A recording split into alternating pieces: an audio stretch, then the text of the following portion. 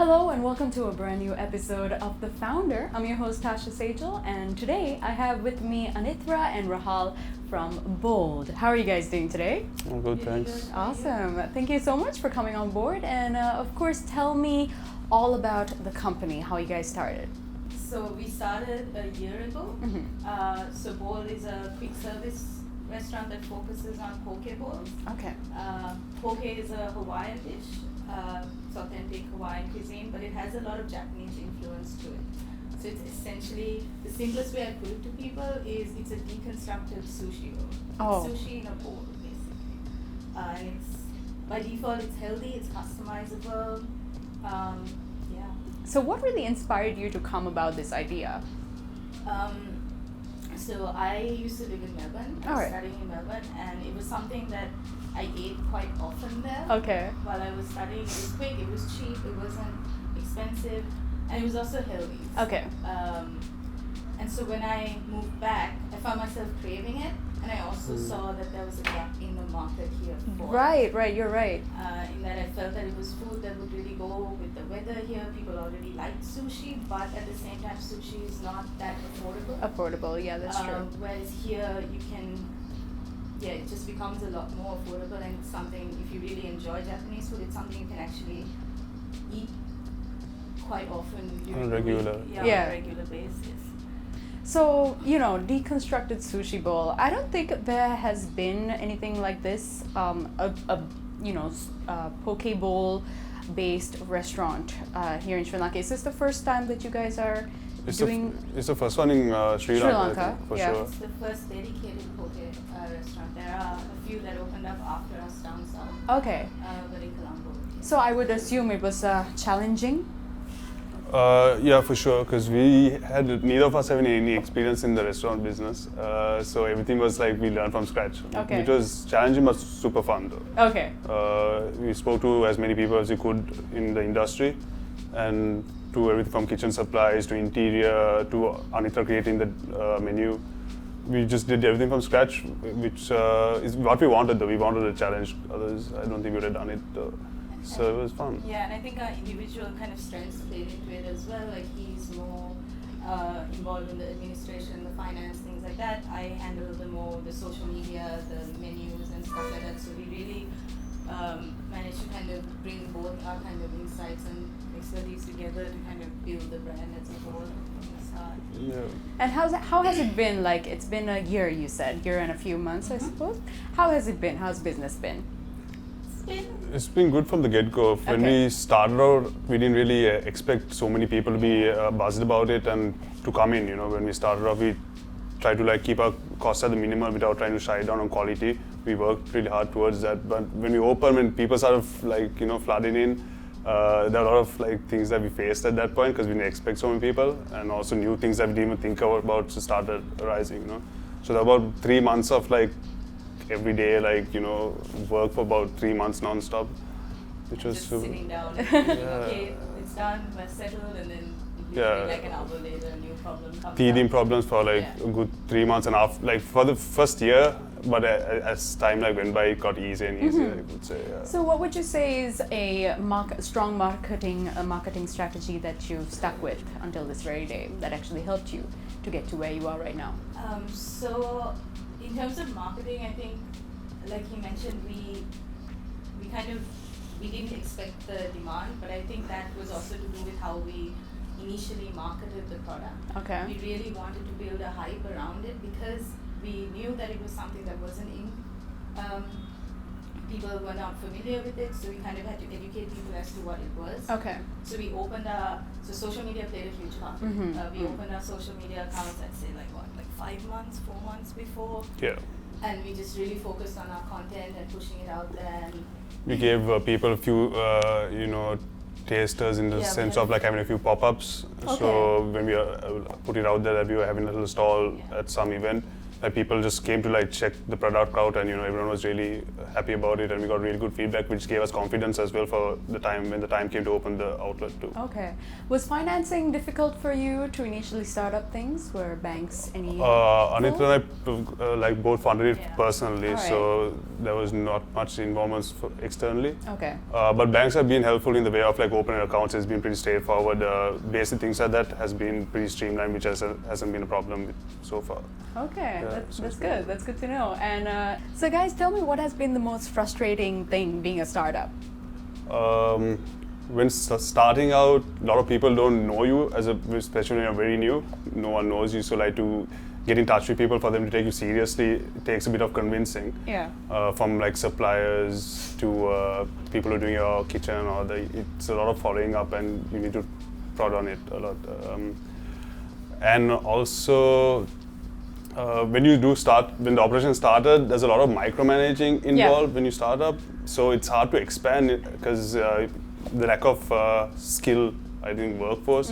Yes. So, for example, Anithra and I, for the longest time, had to get involved in a lot of things, So when our time is all absorbed into that, it's really hard to expand. So that's Okay. really frustrating, but it has come to a point where now we have time, we have a manager, handling the operations there. So now we have time to like look into expanding. Okay. But it takes time. It's frustrating initially, but because of it takes time for you to get out of that. Yeah, but you guys have come this far, and it's amazing. The product is amazing. I gotta ask you what your definition of success is, so you guys can both answer it. Whatever you think has pretty much put into you being here right now. I mean, I think my definition of success, it really it depends on doing what you love and what you're kind of passionate about. And for me at least, I don't think I would be successful unless I was doing something I love. It's not about making money that's an added bonus that comes with it. But I think, like just being happy and just kind of just.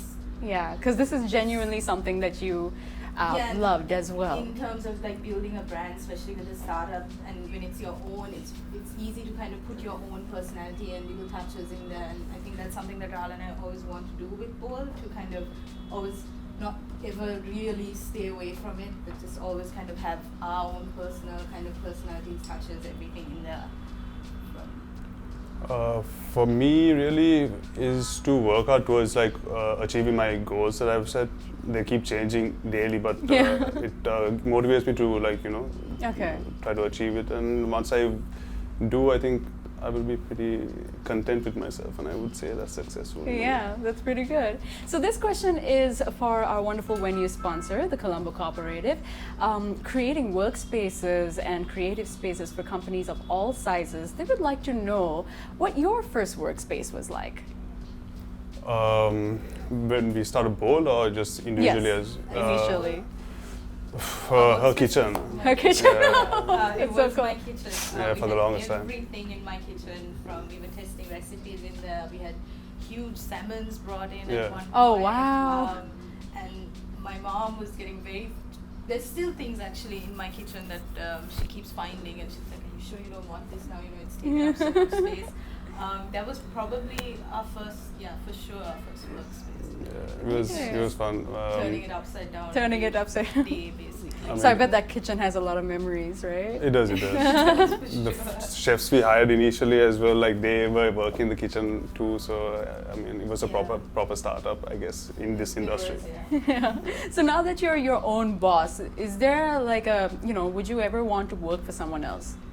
I don't think I Don't could. think so, yeah. I always wanted to work for myself, so I don't know what about you. I could if I had to, but I don't intend to. Yeah, for sure. And another thing is, of course, now that you're your own bosses and you're a founder as well, is there like a founder that you look up to and you find inspiration in, that you would actually one day hope to sit for dinner with, like internationally or locally? Yeah, there's a lot of people out there, but I was telling Anithra as well, if I'm really inspired, and a lot of my work style is from what I've learned from my dad. Okay. So it would have been cool if I could have known him when he started out. Okay. I would have learned a lot as well from knowing that part of him as well. Yeah, that's really cool. What about you, Anithra?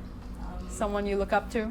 I mean, I might just steal his answer a little bit back in Okay. terms of But I'd also really like to sit down with him now. Okay. With my dad now and just sort of we do, but a little bit more and just really get it out of him as to how he kind of did it and stuff like that.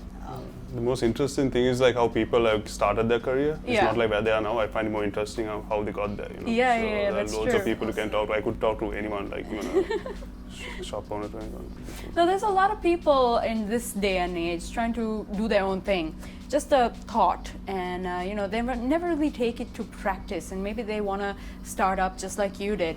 What kind of advice would you give them to basically do what they really love? You really need to first really want to do it, like be passionate. You could be really passionate, or you could really want to like achieve something financially, or there should be some kind of motivation Yeah. towards doing that. And you need to be very persistent in getting there, persuading, hard work. I mean, it's the normal thing you hear, Yes. but it's actually what you need in order to get there, to like start your own thing, for example. And I think once you get the consistency, it's just very important. Yeah. Just kind of maintaining that.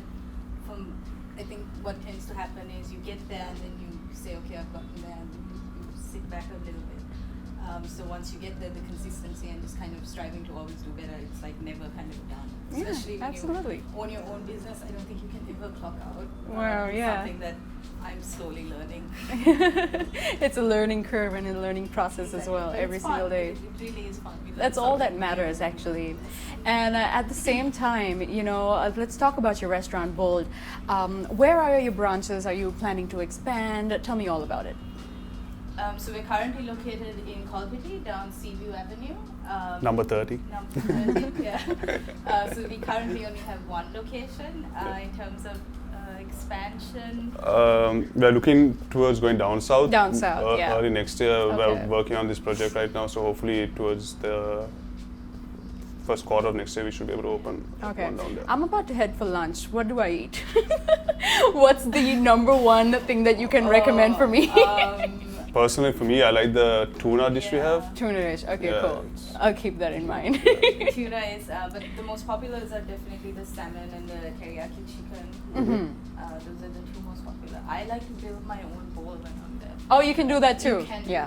that. It's very customizable. It suits a lot of dietary requirements and things like that. So, All right. Yeah. That's pretty cool. Thank you so much for joining us, guys. Thank for you. having us. Yeah, and you guys are on Instagram and Yes, we are bowl.sl. okay, cool. So you guys can follow them and try to spice things up for your lunch maybe.